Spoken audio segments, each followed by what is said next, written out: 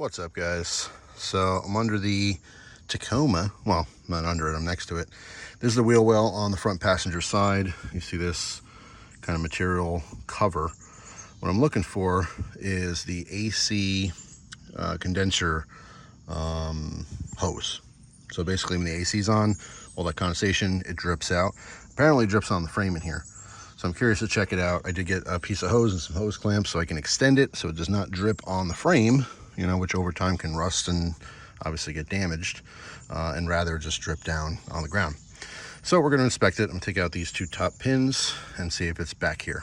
All right. I saw some pictures online, but there's no, you know, real specific like location. This looks like what it is, so we'll see. I'll be back in a minute. All right, success. So just pop the two pins. Of course, I ended up breaking one of them, the side there, so I just got to get a replacement. But anyway, so that little flap fell down and up in there. Let me get under and show you where that what's the word, I'm at a loss for words, where it drips out. The, I don't know, drip hose, I don't know what it's called, but anyway, I just took a pick to be able to get those pins out, but obviously it's not the right tool. They do have a little forked tool. I don't have one. Anyway, let's see if I can show you this.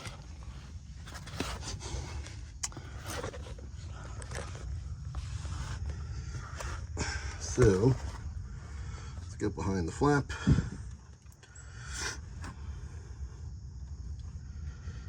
And angle this right there. It is right there.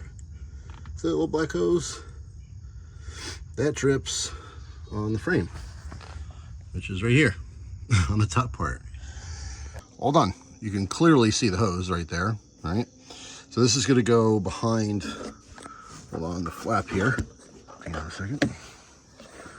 All right, so once this flap is up, all right, you can see that now it's going to just stick out the bottom and it's just going to drip onto the ground instead of any kind of metal parts inside the truck, including the frame. That's it. I just have a hose clamp that's attached to the hose, and I use a really long screwdriver just to get to that. I happen to move my truck to do this, so I'm on some flat surface, and of course the, you know, exhaust is still very hot. Otherwise you can use a normal screwdriver, but anyway, to avoid burning myself, I use an extra long flathead. So yeah, the obvious pro to this is that it's not dripping on your frame. The obvious negative that people might have a concern with is the hose getting clogged. Now, some people rerouted this all over the place. I grabbed some regular hose. If you had some heater hose, you could probably snake it through other things, but obviously you could see one of the cats is right there, and the cat gets extremely hot. This is something I will have to check to make sure this hose doesn't melt. I know some of you will probably just say that's dumb, it's gonna melt. You know, I might just have to get some heat resistant hose just to be extra sure, but we'll see. I don't know if it's gonna be a problem yet.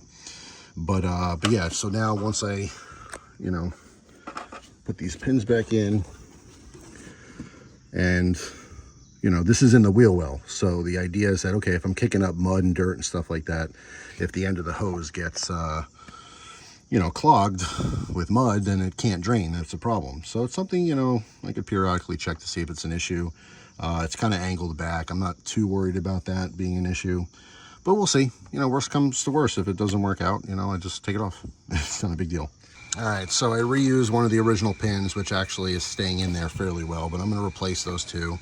That one was the fatter, you know, diameter of the stud part, so that seems like it's staying in, but like I said, I'll pick up some actual ones that work well. But yeah, here's again a picture or a shot of the final product. So the hose is actually facing backwards.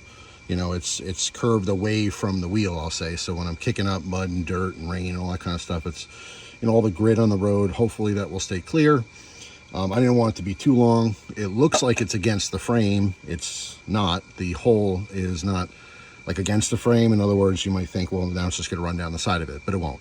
It would drip straight down. Obviously, the bottom of your frame gets wet every time you drive when it's wet. I mean, all winter long, it's getting sloshed on and stuff with, you know, horrible salt and brine from the road and stuff like that. So I'm not too concerned about that. I'm just concerned about, you know, the constant drip on the top. That's really the whole, you know, solution here. And I know a lot of people say, well, it's not a problem. Toyota definitely designed it to be that way, like it shouldn't be a problem, but you know, it's something a lot of people end up doing just to you know, prevent any issues long term. I'm hoping to have this truck for many, many years. So I think this is a good solution. The only question is whether or not heater hose is really necessary. You know, a lot of you probably will say yes. That cat there can probably get hundreds of degrees, so I'll just have to see. I'll have to see if this is starting to get soft or melt or have any issues there. If it does, obviously I'll replace it, or I'll just take it off. So we'll see. Obviously any feedback is always welcome. I know everyone is a mechanic and everyone has the best ideas. You know, I'm just going off of what, you know, people had said who own these trucks, who have experience with these trucks. Good or bad idea, who knows? Oh, little kitty. Meow. Little neighborhood cat. Come here. It's okay. She's been pretty cool.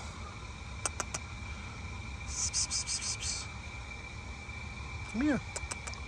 Oh, pretty girl. Come here. You coming to help?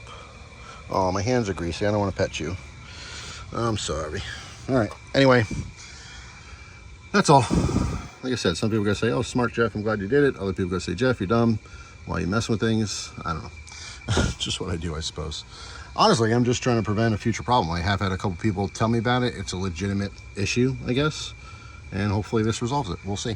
All right, guys. So this is an update about a week and a half, close to 2 weeks after the first part of this video. So the first thing is I bought one of these pin removal kits. You know, super cheap Amazon thing, like 10 bucks or something. It honestly works really well. The only complaint really is that there's 2 of these, which, why? Why not have one that's different? Longer, smaller, bigger, whatever. But no, just 2 of the exact same. But this thing is actually works really well. All right, so this goes down under the head of the pin. Let's see, here's the old one. Let's put it like this. Let's say, so it's inside, obviously. You slip this through the bottom. All right, and then you just squeeze together so it pulls. And obviously braces. Those 2 posts stay against whatever your, you know, surface you're at, and then just pulls out. It's really perfect. The tool works great. So it doesn't have to be expensive to work. So anyway, this is the old style. This is one of the ones I replaced, just a generic, you know, auto fastener, I suppose. And these are the aftermarket copies of the Toyota. All right, so it's a similar style. It's not identical to the old one, but it should work just the same. How those fins kind of push in. There's a spring in there, or it's just bent a certain way, so that once those pop in, you know, it works kind of like a wall anchor.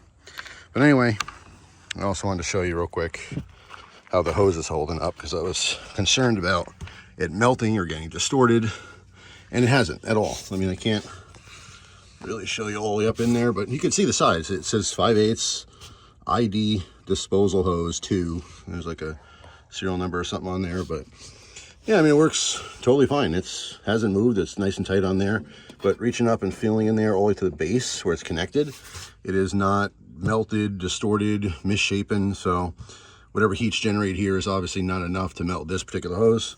So that's it. I'll put this back, pop the new pins on, and we're back in business. So I'll be right back. I'll do that right now. So there you go. You can see push the hose down. Now, the original mod for this actually didn't drain here. They used a much longer hose, and it went down and went over the frame here.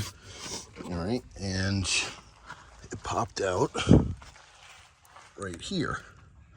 So it went past the frame and then dripped kind of past here, which, you know, it's, I don't know, 6 dozen, right, to 1, or 6 to 1, half dozen the other. I just like it to drain straight down. I feel like, yes, okay, if I connected the hose or continued the hose straight past the frame, it's less likely to have mud and stuff kicked up and block it. Sure, you know, I understand that concept, but also you have a longer way for that to actually drain out. So I mean, yeah, I mean, technically, obviously, if it's draining, eventually it'll drip out. Maybe it'll do that. Who knows? If this doesn't work or has some kind of issue, if it gets clogged, especially in the wintertime, the snow and ice and stuff, then yeah, sure, I'll pop on a longer hose.